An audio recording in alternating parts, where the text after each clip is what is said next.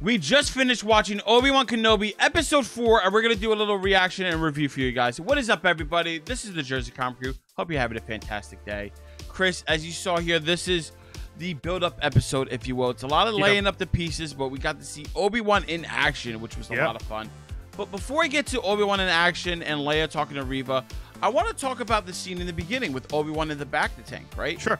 Obi-Wan in the back of the tank with the burn marks, and then it cuts to Vader back and forth. He's having these immense flashes of pain. I really like that scene a lot. Yeah. But my question to you, Chris, and to you guys at home with that particular scene, is he somehow connecting with Darth Vader? Are they somehow communicating this pain to each other and having that spiral? Because we know in the sequel trilogy, Kylo and Rey are able to force communicate like a video call. Maybe this is like the precursor to that, and like eventually the skills of the Force get to that level. I just wasn't sure if they were connecting or not, or they were just showing us this kind of montage to show how similar they are, and now that they are one coin, two different sides, if you will. Yeah, I think there is some type of connection point there. I think there's too much history from them being, you know, master apprentice, the fatherly role to the brotherly role, and too much pain, right? It's just someone you're connected to for your entire life, and because they're both Force sensitive, I think there was a connection point. But Rob, I wanted more of that or something similar to that. There was a very big rush to get him out of the tank. He has like, I agree, the flash of like what happened to him at the end of episode 3, and then we're moving on. It was only a 38-minute runtime. You could have had something more. You could have had, you know, Obi-Wan in there flashbacking to Clone Wars era, which I know is a fanboy's dream right now, right? To see Anakin again as Anakin and all that stuff. Or you could have had that connection point be Qui-Gon Jinn. And again, we still have 2 more episodes. We might still get that. But for me, Rob, it was so quick and so kind of pushed to getting Obi-Wan, who's already behind the curtain, right? He's already needing to catch up with everyone else. He's already trying to figure out the Force and get back into some type of fighting shape. I think they could have detailed a nice 5-minute flashback or something that didn't need to rush and push that, and I think there was a little bit of a missed opportunity there. I agree 100%. It's a missed opportunity. I don't even care about him flashback or doing Force sensitive to talk to Qui-Gon.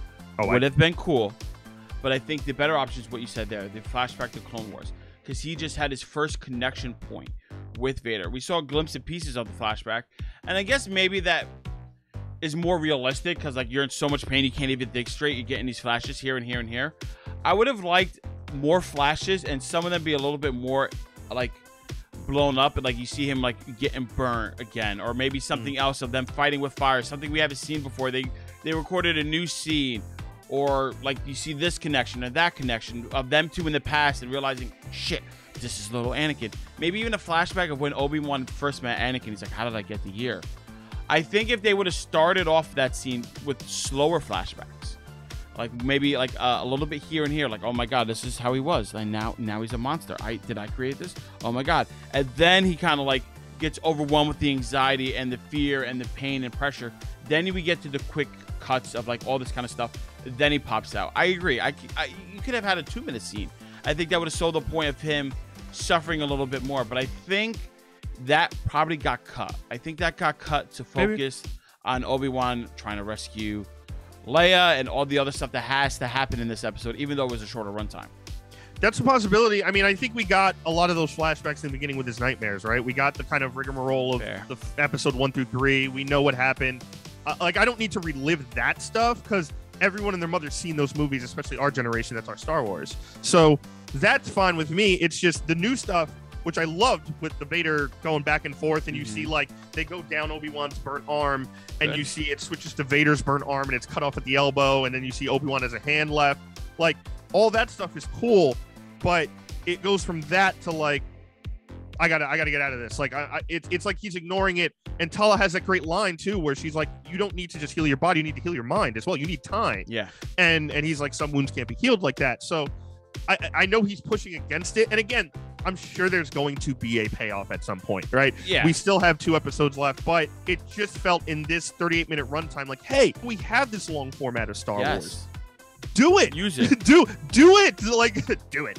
Do the long form Star Wars and just give us a little more, especially in the beginning before we know we're getting to that jumping on board. I think this whole show is kind of the payoff for Obi-Wan. Payoff is going to be at the end. He's realized he has to keep up with training and be strong to protect Luke if something crazy happens like this again. I think that's the whole reason for the show. Focusing now on the Obi-Wan rescuing Leia montage scene of them going with the rebels and getting into the base. I enjoyed it. It was fine, and it felt very old school prequel trilogy, like him going into the base doing stuff. I love that he was using the lightsaber, blocking shots, reflecting. I was like, good, Obi-Wan, you're getting the rust off. We're getting stronger. And this is kind of like the beginning of the build-up towards, I'm sure, the final episode, which is going to blow everybody's mind. I'm saying that right here, right now. But one of the scenes I did love very, very much was when Leia's getting captured and she's in like that torture chamber, which is messed up. But when the lights go out and Obi-Wan's in there and he turns the lightsaber on and he hits him and then it goes away and then hits the other one. Beautiful visually, very much hype, but it also like continued this air of like the Jedi are shrouded in mystery and they're dangerous, because Vader did the same thing to Obi-Wan, and Obi-Wan's like, okay, I'm going to use this against your people. So it was very fun for me to watch.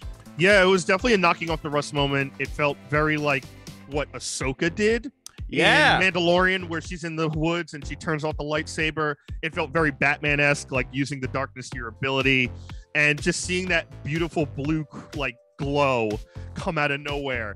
But yeah, Rob, I also love the montage of Obi-Wan just fighting, holding the Force back with the water back in the tunnel, taking on stormtroopers, kind of getting the rust off. I felt like Mickey and Rocky, where I'm like coaching. I'm like, come on, you got this, turn it back. Yes. I was like, deflect it back into his chest plate. And the stormtroopers, for the most part, were good, except when they're all behind the door just shooting them like one at a time. I was like, all right. That reminded me again of the weird like chase montage where you're falling and stuff like that. I was like, it was a little strange. We're past that in Star Wars world, but it's okay because I'm focused more on the Force. I'm focused more on the story. So that I was able to overlook. And I wonder if that's kind of how they're doing, guys, now. Obi-Wan's gradual ascent back to reliving his powers, where he's just having to use stuff and he's knocking the rust off, similar to like, when you have some type of skill that needs refining, retuning. Yeah. But I think, there's a long way to go from there to fighting Riva, let alone fighting Vader. And one thing I want to point out, Rob, I thought possibly one of the craziest scenes of this entire episode, and maybe of the show, was Obi-Wan finding the tomb of Jedi. Finding almost like, I almost forgot about that. Finding the tomb / trophy room of Jedi in the Inquisitor's fortress, and kind of seeing his friends. I was looking, me. I was looking. I was like, oh god. I was like, who's there? Who's there? I think the hardest part was like seeing the youngling, seeing the kid in this kind of orange amber. My question: orange amber, right? With orange amber, and we also saw in Carbonite, people are encapsulated in there, and they're still alive. Do we think these people may be alive? Because if it's alive, like, hear me out. Let's say that they're alive. Yeah. And then after the sequel trilogy, these are pretty much just people encapsulated in there. Hundreds of Jedis. We don't even know how many that weren't cut in half. And somehow there was a way to reverse it and they get out. That might be additional reinforcements to this Force Star Wars boom that we're definitely going to get. Because it felt like that towards the end of the sequel trilogy, that like the Force is going to come out in mass, and it might be another age of the Old Republic where there's more Jedi, more Sith, stuff like that. Maybe these people are able to like become undone in amber and like alive again and add to that kind of stuff. I like the optimism and the hope. That's very Star Wars of you. Yeah. But absolutely not. I don't think these people are alive. I think if you have them somehow be able to come back, it dilutes completely what the Empire is all about. It dilutes the Empire, it dilutes Vader, it dilutes the Emperor in the form of just these over-controlling, no hope-based. And it also dilutes the story of Luke Skywalker too, I think, because it ends up with, we have these in the future. It's like a fail-safe, right? It's like a backup mechanism. Sure. I think it dilutes the whole thing, and I think it takes away the other point, which may be the amber isn't so much to show you, hey, like, we got them, they're here. It's to preserve them, and I think that more and so is a tell for cloning, which we know the Jurassic Park angle things, the mosquito and amber taking them and making people. So that takes more into line of what we see with the Emperor in the future. As you were saying, the sequel trilogy has a lot of the Emperor and cloning facilities and all that stuff. We've seen a lot of that in Mandalorian as well. Yeah. And guys, if you've seen the new Jedi Fallen Order sequel, Jedi Survivor trailer, there seems to be some type of Bacta tank clone in there in that little teaser trailer. So I think all of those things might be connected, but I think that is very trophy room, very like, look who we killed. If we need to use to suck out like whatever blood DNA, we can do that as well. But as we see in the main Inquisitors area, lightsabers, helmets galore. I just think it's kind of like the secret trophy room, which is very, very creepy. So the Star Wars, the villains as a whole, it's like they've been clones and then they were stormtroopers or different people. That'd be really cool if it's like the next foot soldiers or a bunch of like Force Inquisitors. They clone one person or multiple people, had this DNA, infuse them with them, and instead of just shooting every time, it's with lasers and guns, and he kind of like upgrades them, and they're all like that because of all this stuff that they have. I think that's kind of what they're working for. Instead of droids that are force sensitive, like we saw with the Death Troopers in Mandalorian, maybe they're just like straight up Sith or like Sith acolytes everywhere. I mean, I'm just too hopeful for a resurgence of the old ways where there's a lot of Sith and a lot of Jedi in a different manner. We don't know. I don't really know Star Wars' long plan, but I'm hopeful. I think we're going to get that more so in the back stuff, where the Acolyte show, as far as we know, which isn't much, it's like 100 years-ish before Episode 1. Yeah. There's a lot of rumor that that's going to tie in with the Old Republic, which obviously we, from PlayStation and a bunch of other stuff, is getting a big remake. They're pushing Old Republic. We know the High Republic is out there with books and comics.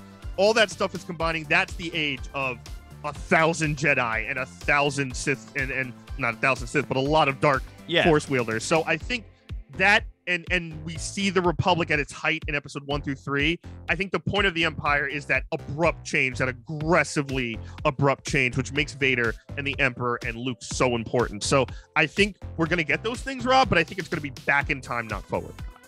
Well, only time will tell. Exactly. But moving on into Riva and the Leia scene, their conversation between each other. The Riva interrogating Leia scene, I enjoyed. It was kind of cool to see Riva trying to force information out of her. And it was nice to see Leia kind of like coming back at her, like, oh, you can't do this. Like, oh, I'm trying to work with you. This little back and forth. But it felt a little too stalemated to me. And what I mean by that, aside from like Riva should be able to force the information out of her, and I understand she's the daughter of Darth Vader, the strongest Sith in countless years, and it's hard. She has those blocks. Cool, fine, but it was kind of like she wouldn't hit her and she wouldn't push the button too far, which she would have any other thing, and she only did it because it was Leia, and she has no idea who Leia is. That's how it felt to me on the outside looking in. I was like, all right, you would have slapped this little girl around. You would have cut off a hand to get something. You almost killed somebody for no reason, unless she's like, okay, you're a little girl and I don't want to do it. I think we could have used a Riva scene of her backstory to kind of explain like why she didn't do that to Leia. Because I think Riva is one of the younglings. I think it's pretty obvious that she's one of the younglings who escaped and she saved them, and that's why she doesn't want to attack the little kid. But like, I think that would have been a good moment to show a scene and kind of tell us instead of just having us inference, because I wasn't too crazy about the scene. I actually like the scene. I think we got what you're talking about, just in a different way. I think her putting Leia into the torture chamber is exactly that, right? That torture platform thing is not made for children. It's massive. It's made for adult-sized beings. And you're putting this little girl in there with these drills and everything to try to get her to talk. I think Riva showed a lot of restraint in this episode, where she's trying to talk to her, trying to relate to her, and then, she's trying to probe her mind, and she's resisting, kind of like Rey did in Episode 7 with Kylo Ren. But I was fine with the interrogation, and we got some of that little more Riva tidbit information of her backstory, right? Where it's, I used to have a droid too, and I used to have this, and could she be lying? Absolutely. But I'm okay with just the conversational pieces and also showing off how like smart Leia is even as a child. Fair. And showing, trying to manipulate her and say, I'll tell you, like, I just need to see my dad first. And then she finally snaps. She's like, enough. I'm impatient. I'm rushing to get to my finish line. But I think that like the point where she's about to torture Leia, I'm like, whoa, this is crazy. And again, it's also a child, right? Like, we're talking about a child. It's like cutting a child's hand off is a lot worse than cutting an adult's hand off, and I highly doubt Disney's going to do that. I disagree. I think cutting off a child's arm is better than cutting off an adult's, because the child will grow and to learn to adapt much easier than an adult will. Adults They're not lizards, Rob. Time. This isn't a terrarium. I'm not saying grow the arm. I'm like grow to learn to use the other stuff. Yes, adapt to life. It's not going to happen. Like, why are you even on this? Like, I'm saying, like, if you cut off a child's right arm and they knew how to write, they could learn how to write with the left hand much easier than an adult would. I don't believe that at all. I think an adult could write with it's just practice. Like Obi-Wan getting the rust off of his force powers. Like, it's just, they're not gonna cut off child limbs, and obviously we know Princess Leia in the future has all her limbs. So I don't even know why this is a point of conversation, because we had the torture scene, and I think it was enough to show Riva's intent, and I think it was enough to show that Riva was very serious and was going to go through with it until luckily Talek called in a distraction. So here's the other thing. If it seemed that Vader wasn't on this planet because they said he was in the ship, but all the other Inquisitors were, how did they not sense Obi-Wan, especially Riva, who like seems to have this ability to like read into people? You would think Obi-Wan, who's not been strong with the Force for a while, and when he uses Force abilities, maybe it causes like a Force spike and he can't hide his presence, if you will. Like, I was just a little peculiar why it took them so long to find him. And maybe that's just me getting lost in manga and other kind of how power sensors work and not in the Star Wars mindset. And maybe I just need a refresher. I think it's more so the usage, right? If you're using it really strongly, right? Like when he's holding back the water, like we see at the end, Vader is rushing in there. We saw that. And I think it depends. If it's internal and there's a connection point, yes. If it's just like, hey, I'm going to make a sound over there like he did, which was very reminiscent of him sneaking around the Death Star in episode 4, which I was like, I got that. That stuff, not so much, right? We know the other Inquisitors are on the ship. We know Riva's on the ship. I don't necessarily think that means, if Obi-Wan's just sneaking around, not using the Force, they're like, oh, I know someone's there, right? That's not what they're focused on. They're not sitting there like meditating into like, where is he? Where is he? Is he here? They don't think he's there at that point. So they're just going on with their day. So I think that's the point of maybe some of the differentiation. Sure. As well as like, hey, he hasn't just fully used his powers yet. So he clearly isn't there. And as we see, Riva finds them at the end anyway, because she like knows where they are. So I think that's kind of the small differentiation. And we might see it be harder and harder for them going forward with now the fact that Obi-Wan's starting to reawaken all his power. I can't wait to see Obi-Wan use more of his powers in the next 2 episodes. Well, guys, that is our review and reaction to Obi-Wan Episode 4. Let us know your theories down in the comments below. Only 2 episodes left. Do you think Obi-Wan is going to be the hero and the Jedi that we all hope he was? And guys, thank you so much for watching. Give us a thumbs up, like, really helps the channel out a lot. If you are new, subscribe and turn on the notifications. You do not want to miss the rest of our Obi-Wan coverage. And if you miss anything, it's right here in the channel for you, as always. I am Chris Heller. That is Rob Moran. We are the Jersey Comic Crew, and we will see you next time.